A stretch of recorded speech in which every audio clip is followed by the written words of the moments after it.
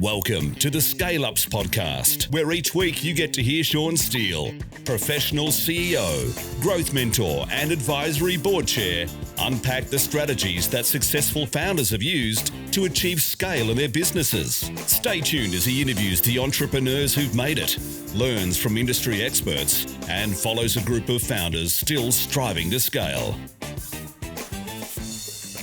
G'day everyone, and welcome to the Scale Ups podcast, where we help first-time founders learn the secrets of scaling so they can fulfill the potential of their businesses, make bigger decisions with greater confidence, and maximize the value they can create in the world. I am your host, Sean Steele, and I'm joined today by Esha Oberoi, founder and CEO of, I am going to get the name wrong again, Afea. Oh my goodness. I have been practicing in my own mind. Is it Afea? Is it Afea? You say it for me to make sure I get it right for the rest of this podcast.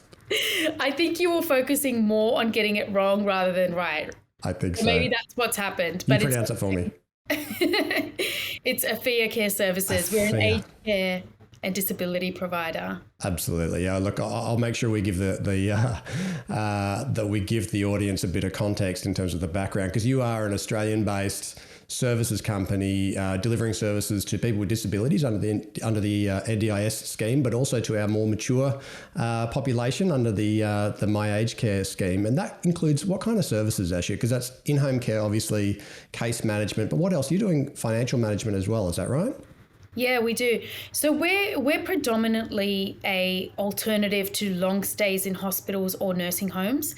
The whole premise of the service and the offerings that we have is we want people to live for as long as possible in their home independently and integrated in community. So that means that, it's pretty much from, birth to palliative care, sort of no sort of age differentiation, I guess, the whole thing from disability to aged care and everything that is supportive services, so personal care, domestic assistance, meals, transport, and then most recently we've started doing financial management and assisting people with disabilities to make decisions around their personal finances. So that's in the form of our second brand that we've launched called Inebura. Mm-hmm. And the services plan management under the National Disability Insurance Scheme. And where does the name Inebura come from? Inebura, so Afea's vision, our vision is to be the most trusted and leading provider in the country. And our purpose is caring for people you love, and our mission is to empower people. And so Inebura is a Japanese word that means empower and enable, and it all kind of stems in from our vision, mission, and purpose, really. And I want to get really stuck into that today, because I know that you are this. This is a big part of who you are around kind of heart-centered leadership, and I know you have a very deep sense of care, not only for the people that your team are caring for, but also for the people in the company. So I'm going to dig right into that today. Well, just to give people a bit of context as to where the business has come from. So you founded this in 2008 when you were 24, right? So you're sort of is this the 13th year? Would that be right? Yeah, we're 13 years now in the business. Wow. I don't know what I was thinking at 24. And if if I was to, have that option again, I'm not sure. Or maybe I'm just saying that. No, it's been an amazing journey. I couldn't find a job. I was moving in and out of different industries, and I just couldn't find something that was meaningful and really, purposeful enough or motivating. And then I fell into a role as a carer in a nursing home. And that sort of, I think, really lightened up my spirit. And 6 months later, which was my longest standing employment, 6 months, I found I was an accidental entrepreneur. So I found myself pretty much incepting this idea of alternate care in the home for people that were aging. And so was that a popular thing at that stage, or was that a sort of new concept? Because I understand that Australia was maybe a bit of a laggard behind some other countries that had a stronger kind of in-home care system than we did for some time. Like, what was it like in 2008 when you started it?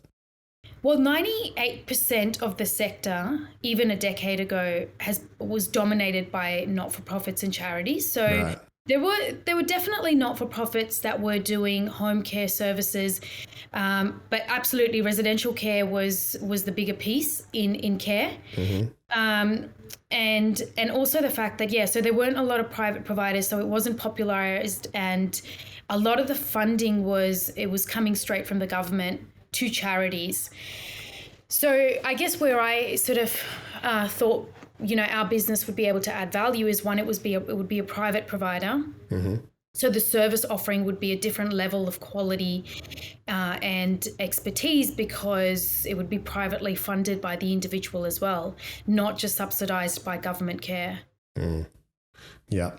And I'm keen to get into some of the points of differentiation around the way, because this is a really busy space, right? You will have seen a lot of change in the last 13 years from, the number of people that I know that have businesses in this space, and the number of people who have sort of entered the space has been quite significant. So I'm keen to talk to you about the differentiation, but just for the audience's benefit, my understanding is you've now probably got, if you think about the mix of your full-time equivalent staff, which is, I believe, about 85, and over 800 carers, which is, if you put that all together, it's probably about 350 full-time equivalent staff. But that's 5 times what it was 5 years ago, right? When it was like 75. Does that sound right? Yeah, that's exactly right. How does it feel when you hear those numbers said out aloud? I'll be really honest with you. It sounds small. Sounds small. So it sounds like, there's still a lot of work to do. There's still a lot of impact we can make, mm-hmm. and there's still potential. That's what it sounds like when you say those numbers to me. Got it. So tell me about the differentiation. And I'm really keen to hear about this, because it sounds like you've really taken quite a conscious approach to how you have built a leading brand in this space. And it is absolutely, seems to me, ultra competitive at the moment, and the number of new entrants and new players, and particularly when, which I certainly saw in the education sector, when there is new funding regimes that can be quite material in size, like things like the NDIS, you naturally get a clamber of activity and a lot of people thinking it's going to be some kind of shortcut to something wonderful. And then you have people that have actually been in the game, stayed in the game, but have carved out a really strong position. How have you thought about your differentiation? Like what does it look like, and how did you decide to carve out those pieces of differentiation? So just to your first point, you're absolutely right. When the NDIS launched these reforms, it's collectively in the next 5 years going to translate into a $40 billion industry in Australia. It's huge. The disability services is a huge opportunity, I guess, for someone looking to come in. We had 9,000 providers in New South Wales alone. So highly competitive. 9,000 providers that, wow. And the majority of these providers were incepted when the scheme was launched. Mm-hmm. They're very new. 60% of them are small or micro providers. Mm-hmm. So that sort of just, shows the landscape and the opportunity for consolidation in the future. Mm. In terms of our differentiation, and with a lot of this activity and competition coming into the market, I know it sounds cliche, but I'm going to go back to culture. I think, we're human services, and the potential for humans to whether it's outperforming themselves or being totally unpredictable and stuffing things up, we are in human services. Our differentiation is first and foremost our culture, and it's something that I've really focused on in the organization. It's as long as we look after our people, and that's our our full-time staff in the office, and our carers are really looked after, we know that they'll look after the clients. That's number one. And then I guess our number two differentiator is actually, so before you talk about number two, let's go back to just culture on number one. What would be some tangible examples of what does that actually look like? So what is it that you do in your culture? What are some examples of the things that you do that you actually think are really make a big difference into what essentially then flows through to the end customer, because you're in a services business, right? So what are some of those things that you do differently that you think really have some big impact? Yeah, good question. So 0 to 8 years in the business, like your first sort of 5 to 8 years are very, very intense.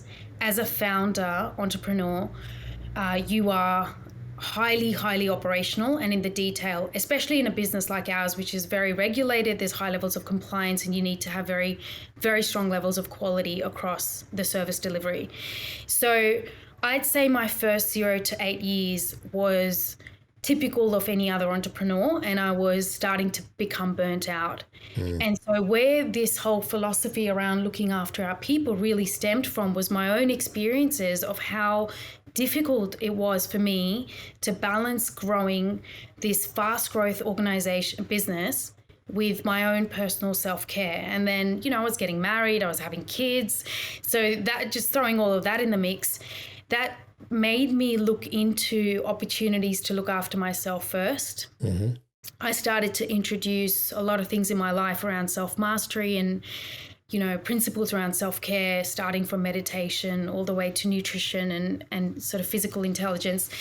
And because of the benefits that I was seeing, the clarity that I was bringing into my role as a CEO, the decision-making started to improve, the energy levels. And so, of course, that influences the rest of the organization and the people. I thought, okay, I've got to share some of this with our people because they need to be equally resilient. If not, now I'm starting to get further and further away from service delivery, and those carers are still there. They're the ones doing the hardest job, which is looking after people that are vulnerable and very challenging sometimes because of the mental and physical disability they've got. So I wanted to introduce a whole self-care program. So our culture, so to answer your question about the culture, it's all about self-care. It's about mental resilience. It's about really every single person in the organization having the same tools that I do, that I have, so they can bring in the best version of themselves. And if they apply those very basic sort of tools to look after themselves, they will then continue to look after our clients. And how does that turn up? Is that something that you've designed a program that sort of everybody has to go through, or is it more about you making the resources available and it's a bit of sort of pick and choose and their self-motivation, self-interest to actually take advantage of it? How did you find that balance? Yeah, it's the second, it's close to your second point. It's very much about, it's not a program, it's really tools. And the other thing is that these tools are evolving. Like, that from a decade ago to 5 years ago to today, the information and the understanding we have about the capability of our mindset and what we can do for our brain intelligence, our gut health, all of that, and how it's also interrelated. Well, no, we just keep introducing all of those things in, and it's a pick and choose. And I mean, I think in the future we will start to formalize a lot of this, but I think what it's done so far is that because our people know that they are looked after and they've got the opportunity to focus on these things, it's kind of in our culture, in our DNA. Yeah. It helps with retention. It helps with keeping the right people in the bus, because the ones that are focused on their stamina, their resilience, and then their best self, and then they're performing at that level, we want to keep those people anyway. Yeah, and they can turn up and give more, culture. Right? Yeah. I got it. So that's one kind of key element. So that's obviously there's a lot of things that go into culture, but that's a great example of something that's really unique to the way that you're leading your culture. What was the second point that you were going to talk to in terms of differentiation? Yeah, the second thing that I was going to talk to was embedding technology across the organization. I think technology, especially in the healthcare sector, is underrated. To probably now, with the recent events with COVID, there's definitely an uptake. But technology for us has been something that has been a huge focus right from the beginning. So third year into the business, I think I saved up about $80,000, invested in a purpose-built CRM system, scheduling system, which differentiated us from all of the sort of off-the-shelf options at that time. And because it was so bespoke and so specific to our business needs, that was the thing that got us to hitting those million dollar revenue points, and also the growth. I think in that, when we introduced that system in the first 3 years of introducing it, we were growing at about 169% year on year compounding. Wow. And was that like a system that did you custom develop it, or was it like a Salesforce backed application that you sort of customized? Like what was the approach technology wise? No. So what I did was, I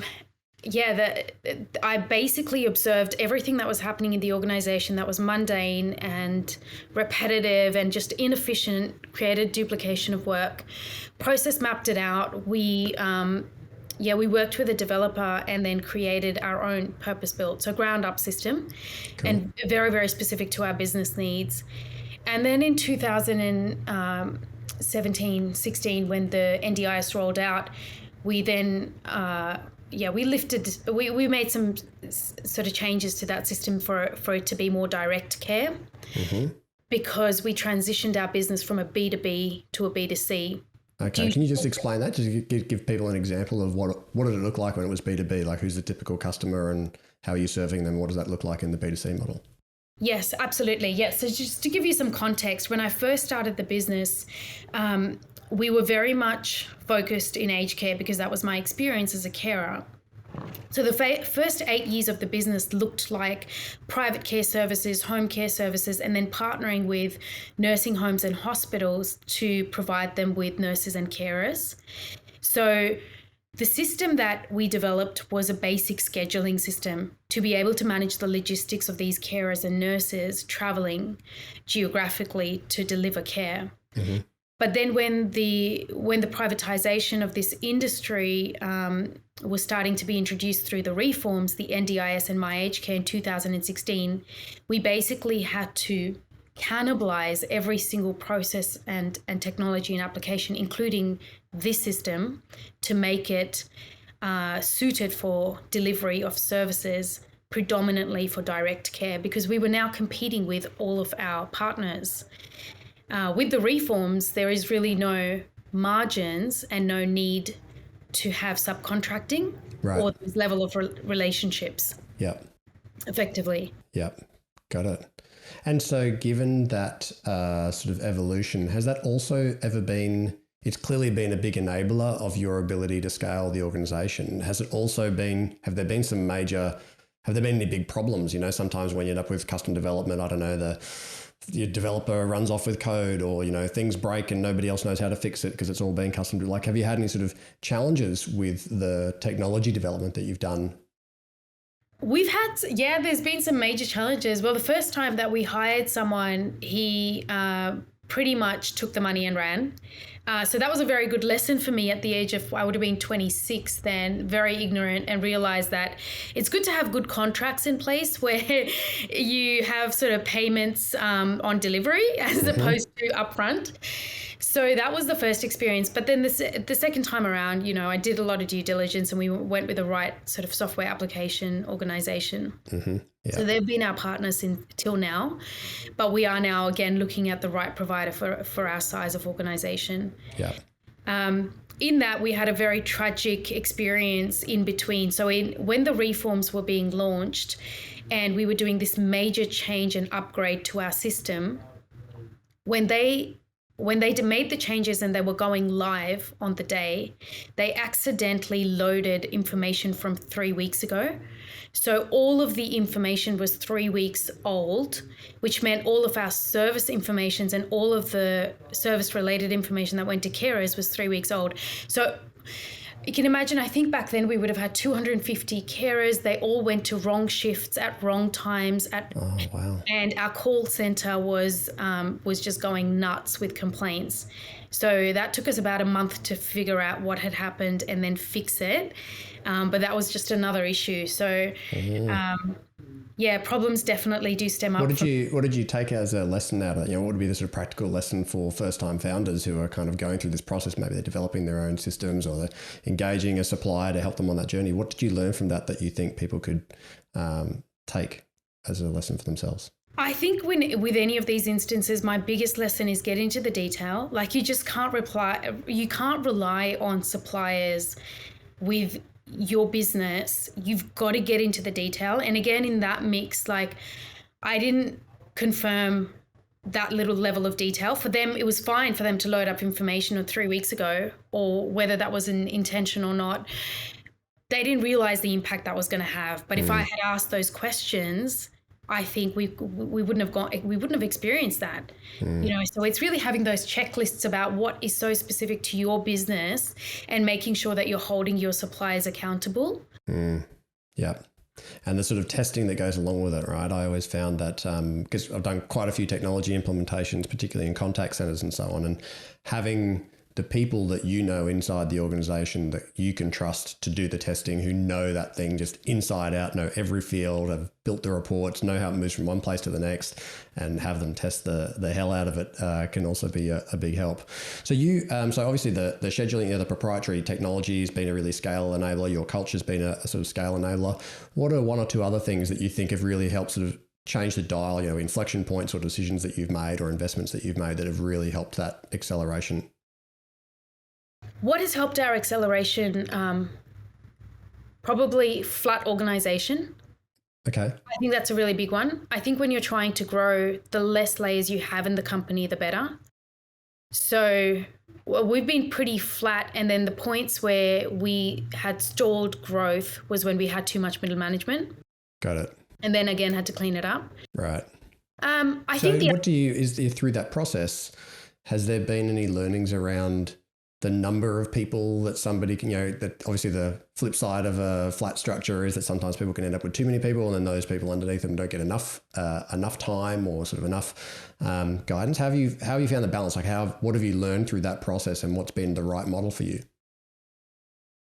I think that my experience is that 7 to 8 is a sweet number. Like your 7 to 8 direct reports and team sizes is great. You can get in, and again, I mean, this might apply differently to different businesses, but our business is highly transactional, and we're dealing with people's lives. So having too many direct reports or too large of teams, the leadership is not able to get into that level of detail that they need to. So I think that's probably sort of the indicator I would use in an organization, especially which is very transactional. Yeah. Okay. Anything else that you want to share just in terms of the, I guess the sort of the dial changes, big decisions, big investments, big moments?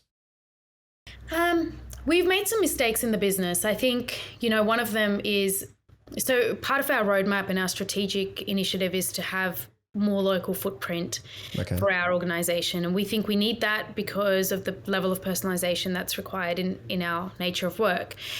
But doing something like that too soon when you're not ready, when you don't have the right culture and foundation. So that's been probably a mistake in the business where we've, taken on an office too early, but hadn't had the right sort of team and management to be able to drive that.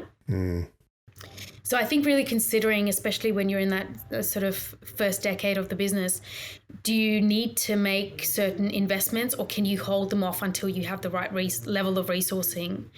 Because I think we get very excited by our own ideas and sometimes a little bit too optimistic, and then we burn money. So that's probably one thing for sure. And was that when you think about the local presence? So that's about, establishing an office in a local area. You've probably got some kind of a manager, some staff on the ground, etc. How much of that learning was about the people that you had available to you that you could deploy appropriately to sort of manage that and make it work versus sort of other elements? Like what was it that you took out of that as a learning that went, what, if I'm going to do that again, this is what I've got to get right in this order? How do you think about that now?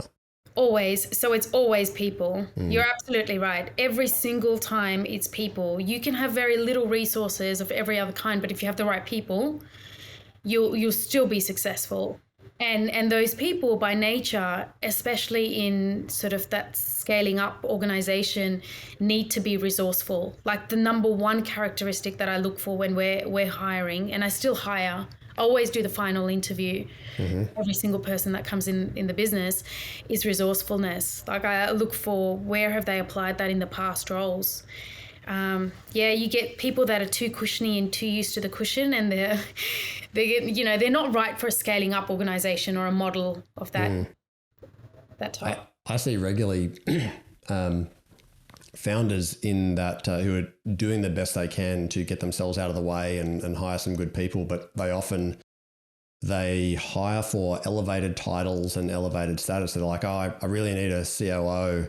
And the person comes in assuming that they're going to have, they're going to be delegating and working on strategy and all the rest. They're like, no, like I need you to do that report, and I need you to work that out. I need you to write that job description. I need you to go and do the hiring. And they're like, that's a big mismatch. And so sometimes I think people go a bit too overboard, or actually maybe they need just a really solid operations manager that they can grow into a future role, maybe even partner them up with some mentoring externally from someone experienced to make sure they're building that internal capability and building that sort of succession with the person. But I often see smaller businesses really going overboard with titles and salary, and then getting incredibly disappointed because the person is not hands-off on enough, doesn't want to take any instruction or guidance or feedback, harder to shape. And there's obviously a time and place in every business to recruit those people, but sometimes in that sort of sub 10 mil range, people can overbake it. Have you found that?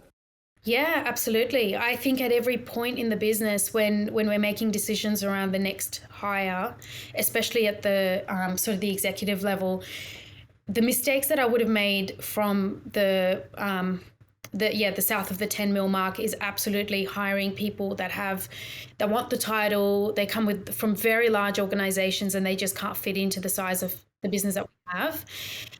So at every single point now, it's that checking in, what's the right person that I need with that level of experience, and definitely not over sort of compensating that role. And do you look for people who, and this no doubt changes by role, but do you look for people who've been to the next stage and therefore know how to craft a path for that part of the organization to get there? Or are you more interested in people that you can grow and mentor into that? They're probably cheaper and less experienced, but are not necessarily just going to take the reins on that function or that sort of area of the business. How do you think about getting that right? We've actually done a combination. So if I think about where we are in our business now, we've done a combination. So in our sales management, we've got someone who scaled up other organizations and they've come into the business and are doing really, really well.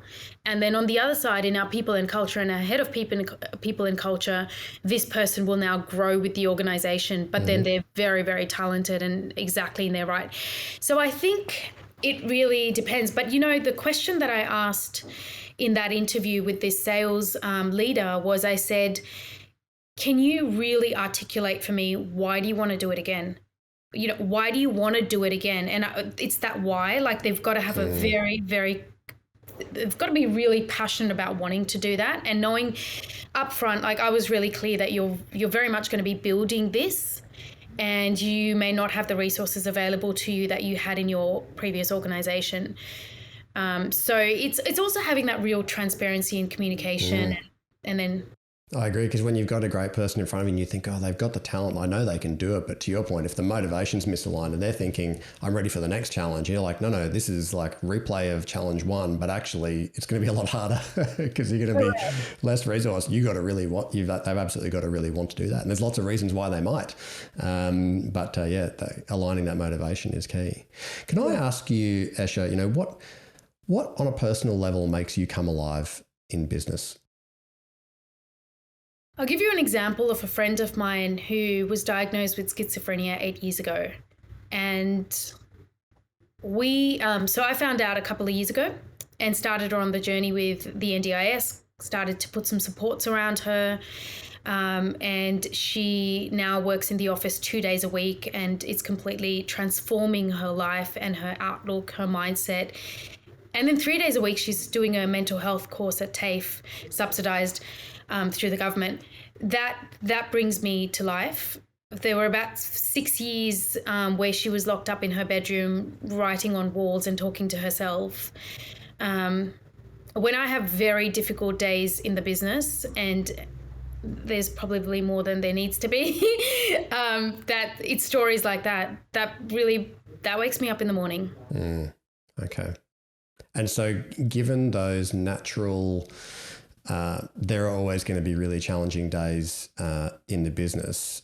Yeah. Well, who do you lean on? I mean, sometimes you face some incredible, it really is an incredibly lonely job at the top, right? That you often have a lot less people around you. And I know that both you and I are, part of the same network in terms of YPO, Young Presidents Organization, which can offer you some really amazing, access to some amazing peers. But when you think about some of the hard stuff you've had to go through as a founder, who have been your sort of go-tos who do you lean on to make sure that you get through those?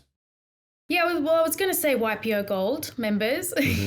For sure. So yeah, absolutely. Anyone who's got 20 to 30 years more experience on me is who I would lean on for very difficult situations. But more than that, and more recently, I think it's actually meditation. It's self-reflection and being alone.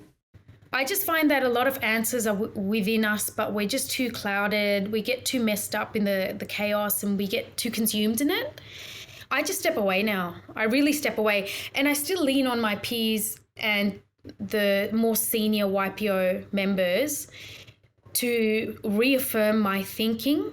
But many times I've realized I actually know the answer. And I think a lot of the listeners today that are in business or thinking of, getting into business, we all know the answers. It's if we give ourselves the moments of silence, those answers will appear for us.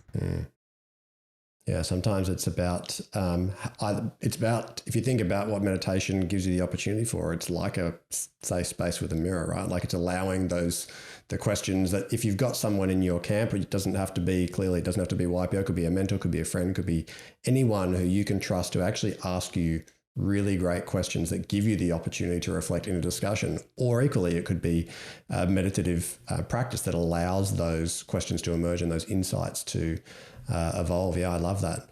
And how have you, when you think about some of the advice that you've received, I mean, you will have been through some incredible, highs and lows in the business. And there's probably some pieces of advice that have actually really stayed with you and become sort of part of who you are or how you lead or how you get teams through tough times or celebrate teams with great times. What are some of the key pieces of advice that you've received and who did they come from? Or where did they come from? Okay. I received some advice from a YPO member, and he said to me, Esha, promote yourself every year. I remember, I think I met him, this was about 6 years ago. He said to me, just promote yourself every year. Just go with that outlook. So if there's nothing else you're focused on in your business, make sure that the next 12 months you're doing something completely different, because if you're growing yourself, your business will naturally grow. So I took that very seriously, that piece of advice, and I do that. I really plan out my own promotions. It sounds funny, but it's worked. I like it. And then probably the second piece of advice, and Janine Ellis from Boost Juice said this. She said that there's a warrior and there's a worrier that sits on our shoulders. And you've got to make the intention to listen to the warrior, which is the one who's gonna fight through everything that you have in front of you. And you've got to shut off the worrier. That's the negative one. That's the one who's worrying all the time and consumed in the anxiety and what could go wrong. And I often do that. In fact, that's a really nice one because it lightens me up, because I actually imagine like little Esha in a ninja gear on my shoulder going, yeah, you can do this. So that's it's a light. Surely in the future, you'll just be able to press a button on your desk and little holograms will appear, right? And you can probably interact with them in real time. That'd be cool. 5G will no doubt make that available to us. Yeah. Yeah. And I think the third thing, which is my own experience, is whenever I face a challenge in the business, I look at myself and I reflect on myself. Like, where am I the bottleneck here, or where am I the constraint in this problem, in this business? And I found that I've got to work on myself as much as the business. As an entrepreneur, as a founder, we don't have a structure where we've got a board or a manager or anyone giving us some critical or constructive feedback. Then that's where, again, it goes back to really looking at those principles around self-mastery and what are we doing to grow? Because wherever we can uncover our own limitations, I find that's helped the business sort of uncap its limitations. And I like that because if you think about one of the fundamental human needs is the need to grow, right? So, one of the things that I see that's sometimes a risk in the absence of doing something like you're talking about is owners getting stale and owners getting bored, because you know what? They're actually not getting their own professional development needs met. They're not getting their own need for growth. They might be growing financially and they're like, yep, it's great, money's good and so on, but I'm actually losing my mojo because I'm not actually growing as an individual. And that only comes from actually continuing to tackle stuff that you haven't done before, or trying new things and getting that evolution, to your point, sort of designing the next job. Even when you're the CEO, it's like, what's the next job? Okay, well, the next job just might be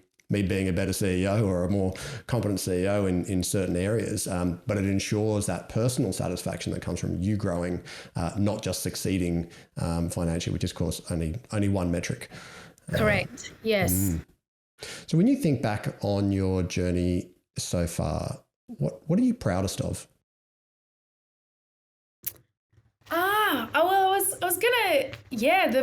Look, Rummy and her coming into the workplace now and sort of healing from her schizophrenia, I'm really proud of. I'm proud of all of the impact that we have to our clients. I'm also proud of winning 3rd best place to work in Australia and New Zealand, according to the Australian Financial Review. Cool. That's been quite a milestone, I think, for us, and really speaks for what, our people and the energy and what they bring in. And then we're helping 1,000 people every single week through our carers. That's huge, that I'm pretty proud of that. I think you should be. And so now that you have this sort of, everything's very easy in hindsight to go, oh yeah, well, if I had my time again, I wouldn't have done this and I wouldn't have done this. I mean, fundamentally, we always make the best decisions that we can. I always have a firm belief. People always have a positive intention, at least for themselves, but usually also for others. And they're doing the best they can with the resources they got available, right? So they're making the best decisions they can at the time, as we all are, including founders and CEOs and the rest of us.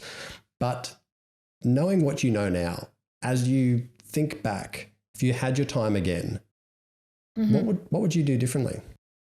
I'd have more breaks.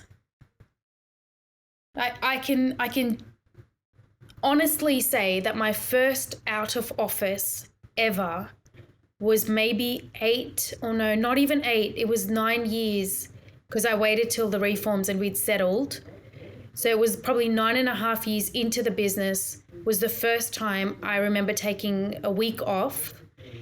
And I told my husband, and I was like, you've got to look after the kids. This is the first time I just want to be alone, away from any responsibility. And I remember sitting at the airport, because I was going to an ashram in India as a meditation retreat.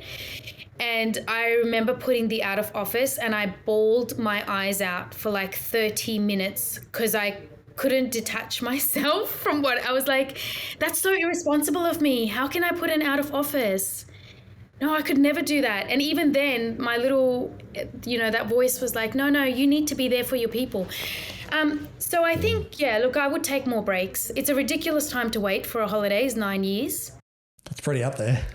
Yeah, it's crazy. And I would just do that more often, because I think whilst I did grow the business, and yes, there was a lot of success in that first decade, I'm enjoying the journey now more, where I'm still having breaks and still bringing, that energy back. Yeah, it's regenerative, number one, reflective opportunities, number two. But, founders can run out of energy in the tank, right? And you're the one driving the bus. And so in the absence of your personal mental and emotional and spiritual health, it's pretty hard to give energy to others, particularly in any organization where that's the job of the CEO, right? Is to it's a big part of the job is the building of the organization, which is people. And in a services business where it's also about care, it's probably, multiplied by a few factors, because you probably have quite an emotionally intelligent community. Very, I imagine that their energy transfer in the business, given the kind of work they do, is very high. And so that's probably a really critical element. Thank you for sharing that. What about if we go out into the future? So what does the business look like 3 years from now? 3 years from now. So I think I'm very confident around our vision, and it's going to remain. So we want to be the most leading and trusted provider. I believe in our values, and I think every decision is going to be guided by those values. So we're all about being authentic, understanding, reliable, and purposeful. We've got a very clear 3-year roadmap from here, and we've got some initiatives that we're aggressively working on. Our organization probably looks like it's going to dominate the Eastern Seaboard in our services, in our care services, which are non-medical support for aged care and people with disabilities. I'd say that would be turning over anywhere between 80 to 100 million,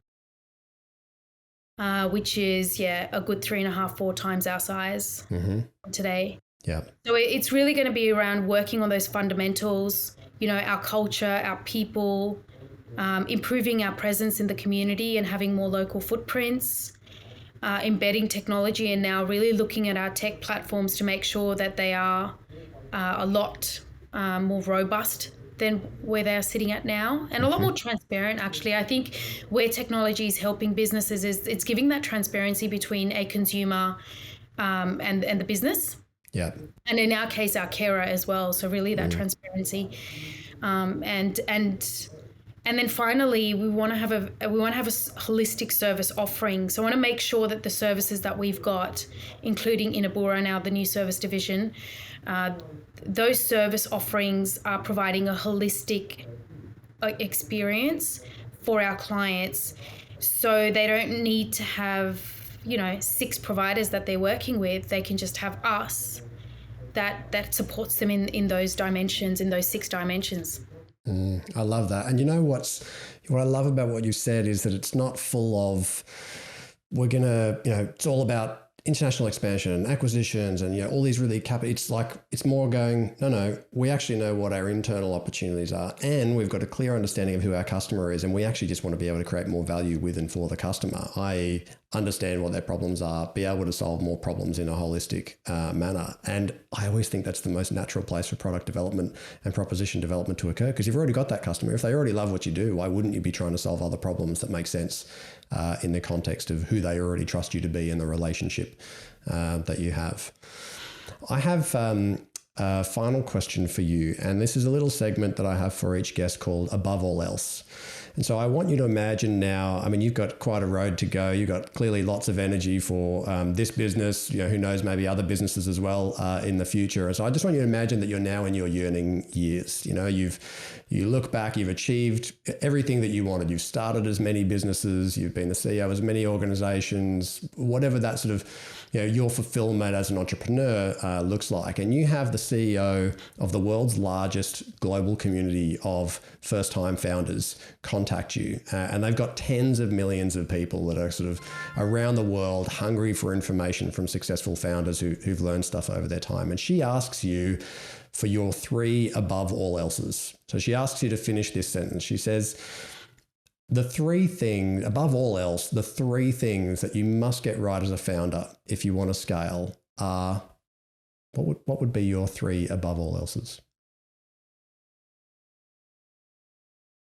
My number 1 would be every decision that you make sure you can sleep at night. So where is that decision coming from, and the alignment to values and integrity? 2, every interaction you have with another human being, how do you make an impact to their life so they remember you and you leave a legacy in their heart? Through those interactions, you allow that person to have the energy and the passion to be able to live their best version. And we're in such a lucky space as leaders, as founders, we can do that for our people. And 3, if you're really going to start a business,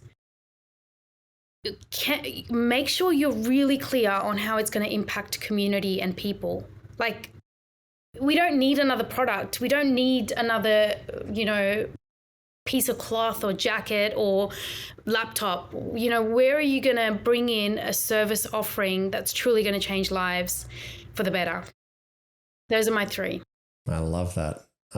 Thank you so much for sharing those. I would like to acknowledge you for the way that you have built this organization and the impact that you're having in the world, because I think the fact that you have taken such a heart-centered approach, both to the way that you've built your organization such that they can actually provide that sort of throughput of your culture ends up in the hands of your customers is wonderful to watch. And it's so gratifying to see people who have that sort of heart-centered and inspiring approach actually succeed commercially. And that's not necessarily about money, but that's about impact. Because if you fail to scale and you've got something that's really amazing to offer the world and people business you. They sort of outscale you, outgrow you, take market share, and they have an inferior product, an inferior service, and that's getting into the hands of customer. That's the thing that upsets me the most in the world when I see great organizations that have the opportunity to scale, but they actually just get outdone on business. And I think the fact that you've been able to bring these two together and that's increasing your opportunity to have impact is wonderful to watch. And so thank you very much for sharing your story and some learnings for our first-time founders today. It's been incredible. How can people get in contact with you or follow what you're doing or follow the organization?